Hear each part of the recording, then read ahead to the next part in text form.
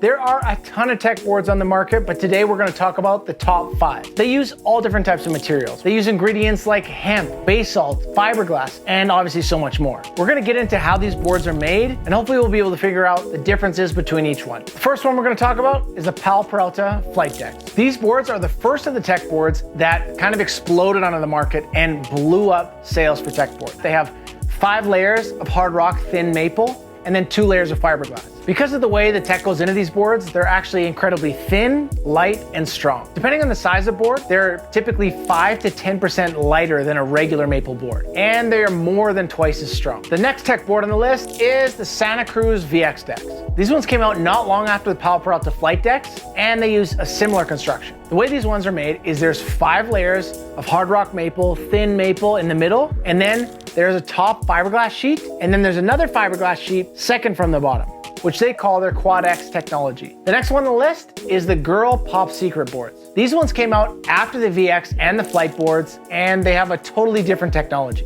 The way that Pop Secret boards are made is there are 7 thin plies of hard rock maple, and then with a resin stripped carbon fiber sheet on top. So obviously these boards come in a little bit thicker than the VX and the Flight boards. The sweet thing about these boards is they kind of feel a little bit more like a regular board. They wear down like a regular board, they pop like a regular board, but they're just quite a bit stiffer. Moving to the last 2 on this list, they have a totally different technology. They don't use fiberglass or carbon fiber at all. The next one on the list is the DBX technology by Anti-Hero, Crooked, and Real. Deluxe has been working on these boards for over 5 years, and their goal wasn't necessarily to make the unbreakable board, but it was to make a high-performance skateboard. One that was lighter, stronger, and kept its pop longer. The crazy thing about this board, there's 9 plies. But before you freak out, the way that it's constructed is there's thin layer of maple on top, thin layer of maple on bottom. And those 2 layers of maple sandwich 3 basalt layers and 4 maple layers in between all of it. These boards are the only board on this list that are maple on the top and the bottom. Last but not least on this list, we have the Toy Machine Macho tech. These boards kind of have a crazy, interesting story because the guy Cordano Russell is obviously a huge dude. He weighs a lot, he's massive, he's tall, he's like built like a football player. He's probably breaking more boards than anyone in the industry. So then this guy, Mike Sinclair, goes to Professor Schmidt and he says, can you make a board for a guy with the size and skill level of Cordano Russell? So he started testing and playing around with hemp products. Originally, they put hemp on the bottom ply, but then Cordano was still smashing through the top layers.